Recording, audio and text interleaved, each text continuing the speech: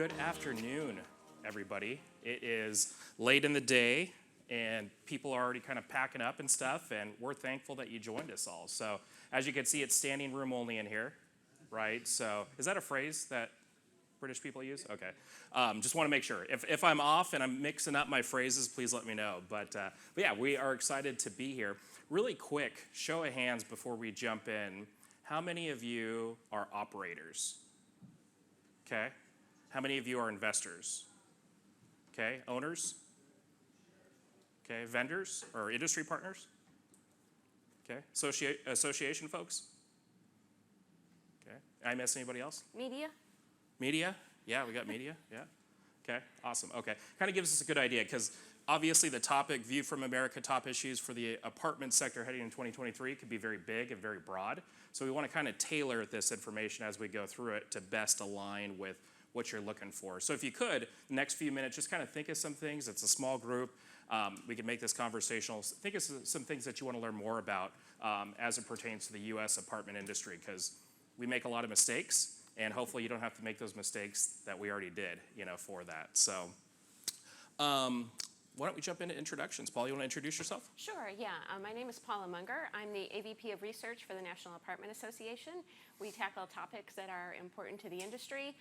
That includes a lot of research on the apartment industry, everything from reports on Gen Z to quarterly market reports. So we also do a lot of economic and demographic research as well. Okay, awesome. And my name is Jesse Miller, and I've got a similarity. How many people live in the UK here? Okay, so I've got a similarity with you all. I also live on an island. I know. But my island is you go across the pond, right? So that's the Atlantic, right? You call the pond the ocean. Then you go across another pond, the Pacific, and I'm in Hawaii. So I probably get an award for being the longest traveled. I don't know if anybody's beat me on that, but I'm in Hawaii, and I'm the managing broker of a commercial real estate firm in Hawaii. We do brokerage, we do construction, we do property management. We also do investment into high yield markets on the mainland as well. So one other thing, anybody from Greystar here? Cool, awesome. I used to work for Greystar, so about 6 months ago. So yeah, so they're great. Greystar is an awesome company. And one differentiator about me is I also teach property management. So I worked with National Apartment Association a couple years ago. We launched a property management program at Portland State University. So I've been able to help kind of bridge that academia land and property management land and also share it too internationally. So I've been able to speak in Beijing and Tokyo and Singapore and the UK now as well too. So that said, you want to jump into the agenda? Absolutely. So just to, and this, again, we really want this to be interactive, so we're sort of going to pass it back and forth to each other. You guys chime in with anything that, there's definitely a lot of similarities going on. So we've both been through the global pandemic. All recessions are global as well. So some of the things I'm seeing coming out of the UK regarding the built-to-rent sector are very similar to the US. But we're going to talk about economic indicators first. And then Jesse, and throughout, Jesse's going to talk about just operating and how those difficult economic factors and things going on in the labor market and things like that are impacting operations. And then we're going to look at some housing and apartment market indicators. And then we aren't going to solve the housing crisis, but we are going to tell you that it's not through regulations. And we're seeing a lot more regulations in the U.S. since the pandemic, and I know that's an issue here as well. Regulations that have, they're well-intended, but they often have unintended consequences for the industry. Before we jump in, is there any other topics or areas you want to learn more about from the U.S. apartment sector? Anything you're thinking about outside of politics? Anybody? I'd love to know about rental control. Oh, okay, rent control. Great. Love to talk about that more too.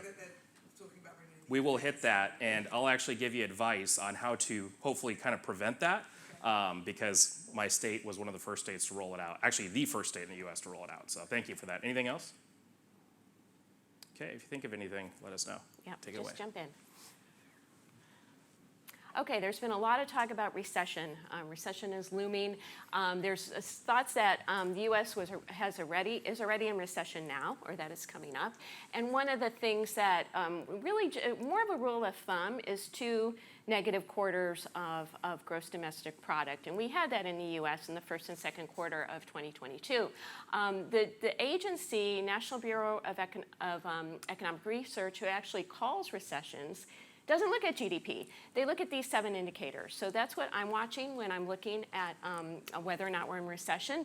And a lot of them go into GDP, but they don't actually just look strictly at GDP. So as of now, most economists in the US would agree we are not in a recession. That doesn't mean it's not coming. And if you look, and a lot of these indicators are tagged real. That means they're already adjusted for inflation because we know, especially in this inflationary environment, you can't look at statistics the same way without adjusting for inflation. But if you just look real quickly, because there's a lot on this slide, basically anything that's red is negative and a warning signal. Right now, we're only seeing one indicator that is like that. It's advanced real retail sales. And we've had issues with other indicators, but now over the past few months, they're back into growth territory. One of the things that's super strong in the US right now is the labor market. And this is one of the reasons that a lot of economists in the Federal Reserve Bank, are flummoxed, is you don't have a recession without losing jobs. And right now, and this is actually the unemployment rate, these are the past 5 recessions in the US, and what was happening 9 months into that recession. So if you're a firm believer in 2 negative quarters of GDP, that means the recession started in January. So these indicators are from September, 9 months in. Typically, 9 months into a recession, the unemployment rate is rising anywhere from 130 to 160 basis points, so 1.6 percentage points. And this year, we are down 40 basis points, so totally not looking like a recession. Similar with job growth, this is what is happening during the last 5 recessions, going back to 1980. So typically, we're losing anywhere from 50 all the way up to 180 jobs per month. And in this year, we're adding jobs. We're adding jobs to the tune of 420,000 a month. That's super healthy. That's way higher than a normal expansionary environment, which is around 200,000. These next few slides, let me ask a question first. Anyone having trouble hiring right now? Quite a few. So these aren't typical labor market indicators, but we want to look at some of the structural changes, and I'm sure you're experiencing some of these as well, that are not going to go away if a recession comes and goes. They're here for the long haul. We need to start thinking about them in order to overcome these labor market challenges we're having. This is immigration levels in the U.S. In a typical year leading up to that peak right there. We had anywhere between really 400,000 and 500,000 new arrivals in the U.S. That started scaling back in 2017. That was mostly policy driven. And then when 2020, the pandemic came. And people weren't allowed in the country. Some people couldn't leave their own countries. And all of a sudden, that number shrinks to 227,000. I'm looking at this from a labor market perspective, but it's also super important for the apartment sector because immigrants come to the country, they don't immediately buy a house. They typically start renting first.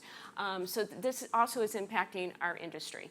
And then in 2021, there's even fewer coming through. We still have a lot of issues. We're trying to wrestle with some policies as well. But basically, in a normal quarter, we would issue 280 green cards, and in 2020 that was around 280,000. In 2020, that was around 77,000. We also have record levels of new businesses. These are business applications that were usually averaging between 200,000 and 300,000. They peaked during the pandemic. They are still super high. This sounds great. I mean, people are starting their own businesses. They're entrepreneurs out there. But remember, those people that are starting their business, unless it's a side gig, they are leaving the labor force. So, and unless they're hiring a bunch of people, which you usually don't do when you're just starting a business, they are, this is a minus, a negative, more of a weight on the labor force than a good thing. And when you start a business, this happened, and we saw it during the pandemic, people just wanted to be out of their jobs, great resignation. I'm gonna go do my own thing. You're gonna give it 1, 2, maybe 3 years before it's profitable. So those folks might make their way back into the labor force, but not within the next couple of years. Paula, one thing I learned in the last class, is it called the grand resignation here? Oh. Not the great? Okay. That grand. is a little different. Yeah. Good to know. And then finally, retirements. And this is a chart just of 3 age cohorts in the US. The blue bar is 25 to 44-year-olds, prime working age. The red is 45 to 64-year-olds, and the green is 65 plus. There's no surprises here. We've been hearing about this for decades. We knew it was coming. We have a whole, somebody wrote a book called The Graying of America. But when you really look at that, this is a forecast going out to 2025, and you see that huge that huge green bar. You're not necessarily retiring when you hit 65, but a lot of people are. And a lot of people are getting close to it. So that is going to impact, and you see the negative in 45 to 64-year-olds. That's impacting the labor market big time. And then just looking at wages, I could put this in the labor market or I could put this in inflation because they are very much related.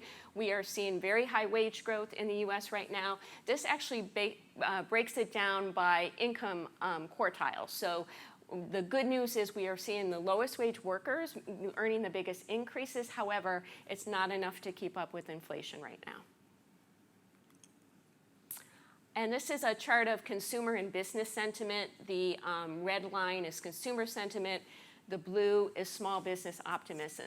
If you've ever heard that recessions and inflation are self-fulfilling prophecies, this is what you want to look at, these two data series. So basically, the self-fulfilling prophecy, if I think a recession's coming and I'm a business, I'm going to hold off on hiring. I think I might even hold off on investment. And if you're brilliant enough to think that, there are other brilliant people too.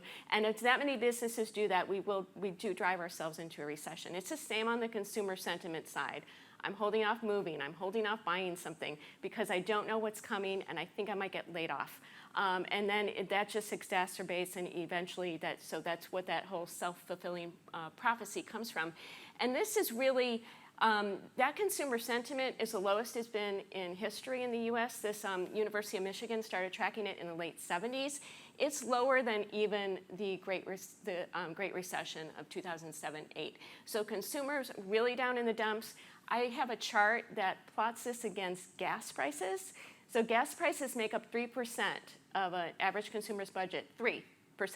And yet you see it tracking very closely because you're getting in your car, you're going to the gas station, you're maybe going across town to find cheaper gas. And so we're seeing that tick up, the sentiment, which is good, but that's because gas prices are coming down a bit. And now we see gas prices going up, so I do expect that to come down. Small businesses, not as in the dumps as they were during the Great Recession, but still, and every survey that comes out monthly, this is from the National Federation of Independent Business, is showing they're still pretty much thinking things are worse off than better off. And their main concerns, inflation and the labor market. And then this is the yield curve, which is just the long-term and short-term interest rates. And these are all the shaded areas are prior recessions. This is actually going further back than even the other slides. And this is already taking the 10-year Treasury note minus the 2-year Treasury note and another measure, the 10-year Treasury minus the 3-month Treasury, and subtracting it for you. So you can see that below that big black line, which is 0, that's the inversion, so it's negative. That just means that the shorter term rates are higher, and when that happens, banks can't make money. And when banks can't make money, they don't lend, they cut back on credit, you have less money flowing through the economy, and we go into a recession. So for this past, 2020 is a bit of an anomaly, because certainly no one predicted a pandemic. But you see at the very end of this chart, the 10-year minus 2-year has been inverted since July.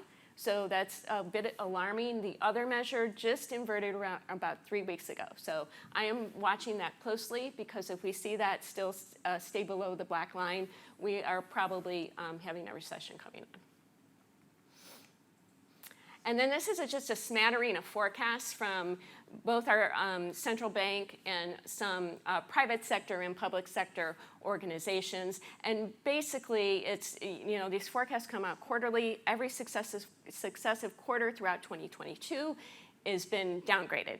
And then just looking at the 2023 forecast, generally lower GDP, higher inflation, and higher unemployment. We still have a couple of firms that are being optimistic, saying we're still going to get to 1.5 GDP growth. Not great. We do long term of 2% is what our capacity is.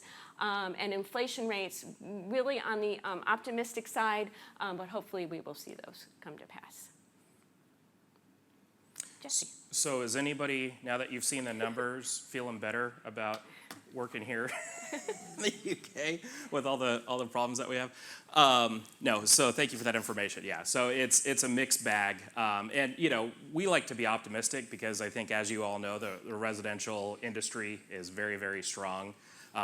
Generally, and we'll get into the demand and, the general housing market and the supply and demand side of it but one kind of story, one summary from all those, a common theme is the labor pool shortage. That's what's really driving the inflation side. That's what's really driving the employment issues. That's what's really driving everything. And oftentimes you hear, well, it's because of COVID, right? Or it's because of the economy or the ups and downs of the economy. But in all actuality, as Paula kind of hit, it's because of the grand resignation, or our great resignation, but also our baby boomer generation, which right now I think those are the folks age, we're at 58 to 72, 74, are all retiring. So this year is the year where there's more baby boomers who've retired in the US than are working. And it's by far the largest cohort of workers in the US. Gen X, that's after it, is only about 2/3 the size. So this year, based on their retirement forecast, we're going to be down about 400,000 workers because we're just not replacing it fast enough. And then by 2035, we're going to be down 900,000 workers. And that's just part of the math for it. So all these labor shortage issues we're having, unfortunately, they're not going to get any better for us. So we have to come up with alternative solutions on it. Are you all kind of seeing the same thing in terms of a lot of people retiring? Yeah? No? I think we also have much stricter immigration Oh, okay. because we have freedom of movement in Europe. Right. And the UK, since Brexit, doesn't have that. So I would say that's a big driver for us. The Great Resignation and the lack of new immigrants. Got it. That's a good point. So, for my own learning purposes, is generational breakdown? Do you call like baby boom after the war? All the folks. Okay, so it's very much the same. And then the population curve. People are having less and less children as time goes on, and then there's that replacement, component for it and stuff as well. So, in terms of resolving these problems at the National Apartment Association and in the industry, we've been working through committees to create new labor pools. One of them is our Apartment Careers Committee that we have, and I think UKAA has committees and stuff as well. But the Apartment Careers Committee that I serve on, we actually do networking and work with the schools and the community colleges and the high schools to start cultivating new graduates and students to get into the industry, just because it's just not well known. So in the UK, do a lot of people know about property management positions or no? No, right? So like when people in the US hear, oh, get a career in real estate, everybody thinks you're just selling a house. That's all it is, which is nothing wrong with it, but that's just like 5% of what we actually really do, right, for it. So we're working through the committees, and then through the schools, what we're doing is, because a lot of our universities have huge hospitality schools within them, and everybody's like, hey, I know there's a lot of careers in hotels, but people don't know about the property management side. So there's about 7 schools that actually offer degrees in property management based upon minors or certificates or bachelor degrees as well, that we're also working on from that side, just to educate mainstream about the careers in property management for it too. So coming up with those sustainable new labor pools that you can pull from is very, very important to us here in the U.S. And then, something that maybe you can also do here too. Any schools, colleges, universities offering property management programs? Yeah. Yeah? How many? Few? Okay. Very heavily focused on commercial. Commercial, okay. Commercial only, right? Yeah. Not the residential side? Not well. My colleagues here might know, but not that I'm aware of. But Okay. are well established. I think places like Reading, long history in commercial. Commercial, awesome. And it's a great opportunity, especially if you're offering hospitality. God forbid we get another COVID hit, right, and all the hotels and stuff shut down. People are really starting to second guess, hey, do I want to be in hospitality long term, for that? So again, something else to think about. And then last thing, and then we'll jump into the next section, is how do we reduce our reliance on labor, right? So the labor pool is shortening. We can either increase the labor pool and get, more skilled labor or unskilled labor, or else we can decrease our reliance on it. How many companies out here are using or outsourcing through business process outsources, virtual assistants, things like that? Anybody? One? That's it? Okay, so huge game changer. We're seeing a lot of companies that are offering those types of services in the United States. And essentially people say, well, what can a virtual assistant do, right?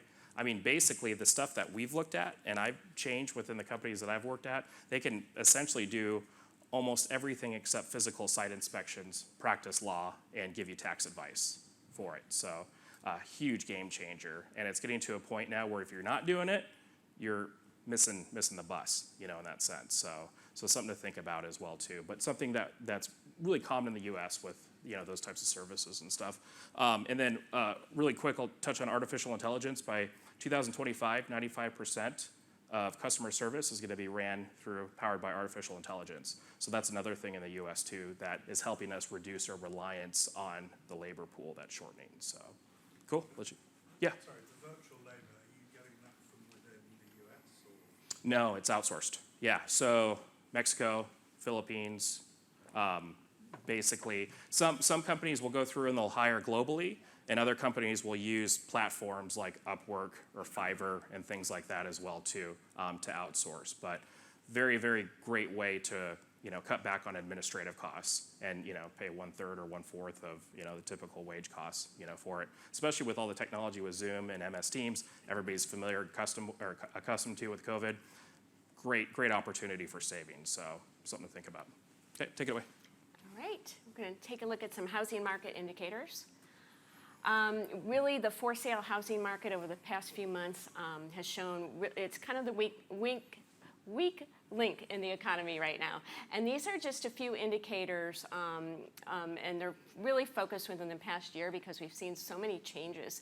The existing home sales, that's the blue line, that's been falling pretty steadily, so not as many people out there. Obviously, one of the reasons is because of the green line. That's a 30-year fixed rate mortgage in the U.S. It has more than doubled in a short period of time and is now at a 20-year high. And then we have another sentiment survey in here. There's the National Association of Home Builders does a survey each month of home builders and asks them how are they feeling? What are you seeing in buyer traffic? What are you expecting 6 months down the road? And that has been falling pretty much all year. It's at a level that's on the right axis. If it's below 50, that means there are more home builders that think it's a bad time to operate now, bad time to build right now, than think it's a good time to build. So that is actually around as low as it was during the depths of lockdown when no building was going on at all, and the lowest it's been in around 12 years. And then we're going to flip over to apartments, multifamily, as we call them both. And these are construction costs that are related. It's our producer price index. It looks at every input that goes into multifamily construction except for labor and capital. So you're going to have materials costs, you're going to have services costs if you hire an engineer or an architect, that's going to be included in these costs. And that peaked in April of this year. It's starting to come down, but you can see it's significantly higher than before the pandemic. That's that gray shaded area. And so we're getting some relief on lumber prices in the U.S., but on the opposite side, prices for concrete are still going through the roof. So we're still seeing it's really challenging developers, and it's really challenging our supply because more than anything, it is just making the timeline a little longer because they can't source the materials. And then this is just taken from a couple categories from the Consumer Price Index, and these are some of the categories that as an owner and operator you're looking at right now. Obviously everyone looks at utilities. This is the trough to peak cumulative change in prices. The trough was April, May of 2020 when we actually saw prices dropping right after the pandemic started. And the peak is right around now, and in some of these indicators last month or the month before, but very, very timely. So we've gone from a 29% difference in utilities furniture. So if you have common areas that you're furnishing or you have furnished apartments, in your portfolio in the US, you're facing 27% increases in prices. And then we also have a lot of owners and operators who are stockpiling some goods that were hard to get, and are still hard to get. And you have to have storage for those goods. So we also seen storage prices going up by 24%. And then really everything from housekeeping, cleaning supplies, to appliances, to sporting goods. If you're buying treadmills for your fitness centers, are up 15% or more over the past 2 years. And this is data from CoStar. So this is actually measuring the supply and demand quarterly for the US apartment market. New supply is the blue bar. Absorption, the number of units that have been taken up, is the red bar. And you can see the 2021 numbers in absorption. Those are record setting. CoStar's been tracking data since 2000. They've never seen those numbers that high. And then we flip over to 2022, and this is the first quarter, so it's only one quarter. I don't want to say it's a trend, but it's definitely something to be concerned about, because we are seeing a significant gap in what was delivered in the third quarter versus what was absorbed. And in fact, we haven't seen that gap since we were in the lockdowns in Q2 of 2020. And not surprisingly, we're starting to see a little bit of weakness in rent growth. So those are the blue columns there. And we saw that flip to negative in 2022. Not significantly negative, around 0.6%. And again, only one quarter, so not necessarily a trend. But you can see also occupancy growth. That's the red line, the occupancy rate, is still really high, though. It's above 94%, but it's starting to come down a bit. And there is a bit of, we're definitely seeing less household formation. And a lot of that is residents who are just pausing. Again, like I was saying earlier, you're not sure you're going to lose your job. Now's not the time to move. I'm just going to renew in place. Yes? Hi, I was just going to ask, as the market has been pretty volatile over past couple of years, are you seeing the same trends as far as some of the demand for mid-market type of apartments being higher than some of the luxury ones? Are you seeing that vacancy hitting more on that aspect? Or is it that some of the more luxury communities are kind of dropping the rents to a degree just to maintain that occupancy? Yeah, I think that's for these numbers, absolutely. It's that having to start giving concessions again, which they hadn't done since 2020, and just that tier of the market definitely has more available space right now, and that what we call workforce housing, the middle market, that's where everybody that's where all the demand is. So I don't know if you wanted to add anything. Yeah, no, 100% right. A lot, especially in the cities, a lot of the new construction that's going on is higher end, higher rent luxury. And the reason being is because the construction costs have shot up. And in order to actually make it pencil out where you can get financing for the project, your rents also have to be really high. So a lot of developers went in, hey, we're going to go really high end, and they had to drop their rates just to match what was being absorbed for it. Because as Paula was saying, workforce housing, affordable housing, which there's a huge demand, just the margins aren't there for it in a lot of areas, especially the cities too. And we're going to talk more about regulations and stuff in a bit as well too, because I know a question came up about rent control. Okay, and this is transaction volume, and we are starting to see the impacts of higher interest rates on transactions. We had around $43 billion closed in the third quarter of 2022. The third quarter of 2021, it was almost double that. So that's the blue bar, and then it's the year-over-year change is that red line you see, and that's in the negative right now. However, pricing is still holding up. So if you look at price per unit, it's up 3% it's 3% quarterly, and 23% year over year. So we're not yet seeing prices coming down, but like we saw with the housing market, first you see the demand coming down, and then shortly after prices start. And in our housing market, we're just starting to see prices coming down from the lofty highs of 2021 when there was a lot of demand. All right, now we're gonna get even more happy and talk about a housing crisis, but we'll get to some good news. So would you say, going back, can you go back a slide? Yeah. Would you say that things were so good in the last couple of years that things look bad now, but Yeah. basically kind of year over year, it's like, okay. Exactly. That's why the year-over-year change is. Again, we had a lot of records set in 2021. There was so much demand as people started to uncouple and leave their parents' home after the pandemic, we just saw more demand that we can keep up with, and we're starting to tick up on supply, but it just hasn't been enough. And until that third quarter, that one number that we're not going to assure is going to continue, but really we're just still not building enough to meet demand. Did you say parent or millennials were leaving their parents' house? Yes. Moving out, yeah. Yes. I think there's still like a third of them living at their parents' house, yeah. It's quite a bit, and more during the pandemic. Okay, now we're gonna actually talk about the next few slides about affordability, which I know is a global issue, and also we're gonna touch on regulations because we do see that impacting affordability. This is just showing the number of housing units. It's not only apartments, it's actually for sale housing, so every housing unit in the U.S. And compared to new jobs in the U.S. So we know that population and job growth spurs household formations. So in the 70s, not quite 1-to-1, but pretty close, 1.1 jobs to every single housing unit. We built 17 million units in the 1970s. In the 2010s, it was under 10 million, and we have a lot more people. And when you look at the jobs, that's 2.6 jobs to every housing unit, or if you want to flip it, you have a job, you get 0.38% of a housing unit. So this was going on before the pandemic. We're starting to catch up a little, but it's really not enough to make up for the gap that we've had for decades. And this is, speaking of the pandemic, and other things that impact affordability is population growth, as I just mentioned. So this is a chart showing this was right after pandemic, things started getting back to normal. So this is looking at summer of 20 to summer of 21, and the areas that grew the most, by and large on this chart is the top right.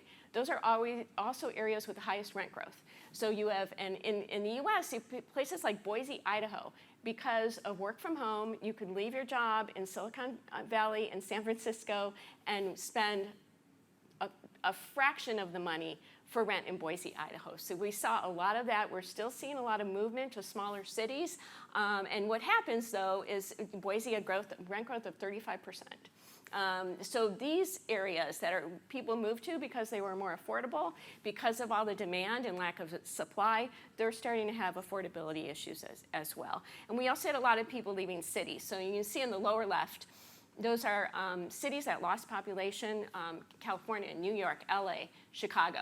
And while they don't all have negative rent growth, they are the slow growers. And it's funny to talk about 10% rent growth as slow. But when you look at the markets comparatively that saw all the population growth, it's quite a stark difference in our urban areas. This is a chart that Marcus and Millichap puts together. It's basically looking at housing payments, median home payments in the US versus what would be an average rent payment. And they look at the gap going back to 2000, and we see the gap really widening to $900. So again, not a surprise because of the mortgage rates, because of the run-up in housing. Even though we saw markets with double-digit rent growth in 2021, prices for houses grew even more. So right now, still generally speaking, it's going to vary widely by market, but generally speaking, it's still less expensive to rent an apartment in the US than it is to buy a home. So that's part of the reason we know that we're going to have continued demand in our sector. And this is from a study we did, and here's where we start talking about regulations and barriers.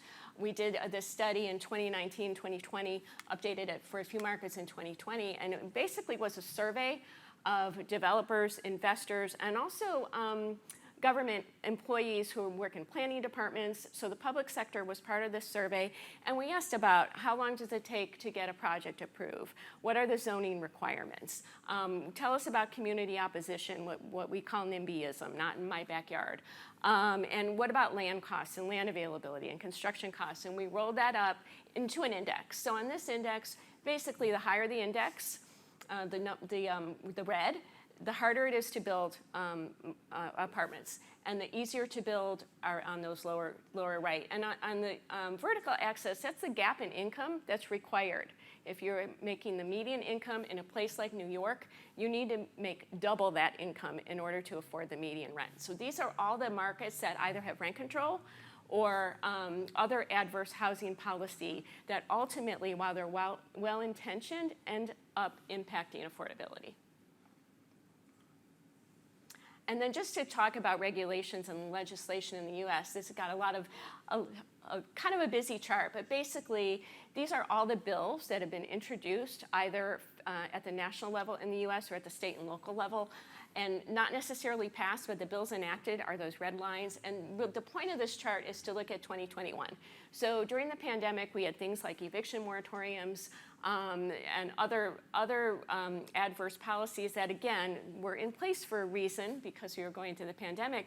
But a lot of municipalities, after the pandemic was over, kept some of those policies in place. And in 2021, really we saw the greatest, highest level of legislation introduced.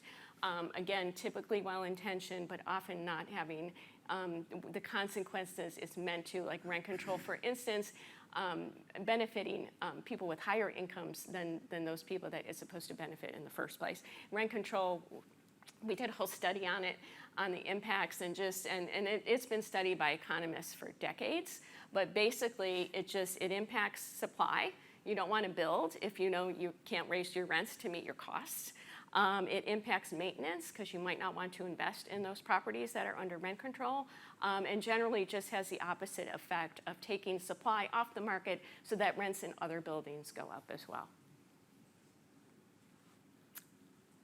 Cool. Yeah, we are ready for questions or discussion. Let me add a few things about rent control really quick. So question for you all. So is there any rent control enacted in the UK? Scotland, okay. And other areas, there's concern of rent control coming, is that right? Okay. So just for my own curiosity, what are we doing as an industry here to try to stop that? Or are we just gonna say, hey, it's gonna happen? Well, we've got the Association of Residential Lettings, so and they do a lot of lobbying with the government. Okay. But we don't know if it'll have any results. It's just understanding what it means, what it will look like. We don't have those answers yet. It's just being talked about. Okay. With Okay. other legislation as well. Right. Okay, thank you for that. So, so before I moved to Hawaii, I worked in the Pacific Northwest, the United States, in this little state called Oregon. Anybody ever heard of Oregon? Anybody ever been to Oregon before? Yeah, nice. So if you don't know where Oregon is, just look for California, and then it's right above California. You'll see Oregon. But in 2019, Oregon was actually the first state to pass statewide rent control in the United States. So it was mostly reserved for either cities or counties, and that was it. And Oregon was like, hey, we're gonna pass statewide rent control and then push this through. And the concern with it is the rest of the states then start saying, oh, look what Oregon did. Yeah. We're gonna do it too, and it's gonna kind of roll across out, right? So 2019 hits, rent control passes. National Apartment Association had asked me to go down and speak at our National League of Cities in Texas. And essentially National League of Cities is where the mayors get together and they talk about solutions and problems that are going on so they can kind of, brain solve, right, these problems. And I was able to speak about, hey, what's going on in Oregon and development because of rent control, and also to some other affordable housing requirements that are there, and what the forecast looks like for new development that's coming. So I was sharing the information, and keep in mind, for the record, I'm not like anti-rent control. I don't want my grandma to get 10% rent increases every year, right? Things like that. But at the same time too, as Paula mentioned earlier, people have to understand about the unintended consequences that occur when you roll this stuff out. And oftentimes policymakers, at least in the US, just push it through, right, for that short-term gain, but it's that long-term loss. So I'm at the National League of Cities with a group of mayors talking about, hey, this is what happened in Oregon. This is the forecast for development. This is what's gonna happen to rents. It's actually gonna make things more unaffordable, right? Because the supply is gonna come down. You don't wanna do this in your cities, right? In the nicest PC way. Or if you do it, understand what the potential drawbacks could be for it. And after that presentation, I realized something. A lot of people came up and said, hey, I get it. I agree with you, but I don't know how to tell my base that. Because they hear pro-rent control and everybody's for it, but I don't have the information or the stats or the studies to provide them to say, hey, it's not the best thing in the world for us long term. So can you help educate me on that and give me some alternative affordable housing solutions, right, so we can continue to build more. So it was like a eureka moment, right? Because before we just had lobbyists, we were fighting, we were pushing against it, don't do it, but we weren't offering alternative solutions or given the actual studies for it. So that's something, in order to get in front of that, that you can think about doing, through UKAA. I mean, it's way more than just one company or one individual or one person, right? You need to do it as a whole, but just getting out in front of that, because it's an easy thing for policymakers just to roll out, and the consequences to the industry in terms of development could be disastrous depending upon how severe and restrictive it is and stuff as well too. So I did want to share that. Yeah, we just had St. Paul in Minnesota enact the strictest rent control in the country. 3% cap and no exceptions for new development, and they saw their housing permits plummet, and they've since walked it back a bit. So it took doing it and seeing the results, and really for the city coffers, freaking out, because that's really just eating into their tax base. So. But once they roll it out, they don't want to be the ones repealing it. Right. Then they're even bigger targets. Yeah. But it was great though to see people come up and say, hey, I understand where that's coming from. I just don't know how to tell my base or educate them, for it. So if that's something in your area that you can get out in front of and have that, and through Portland State University, we've got studies through our Center for Real Estate about the impact of rent control. National Apartment Association has it too. There's studies where New York and LA and San Francisco did it, and shows that effect. I think educating, especially that younger generation, and I'm part of that outside of the first guy that was talking this morning, now I'm old, getting our information from a quick snippet or a meme, right? We don't understand the full thing from that, but getting that education out. And I'm not speaking for all millennials, but I know a lot of us just look at the title and then say, I'm gonna vote for that, or I'm not gonna vote for that. But getting that information out, I think, would be helpful.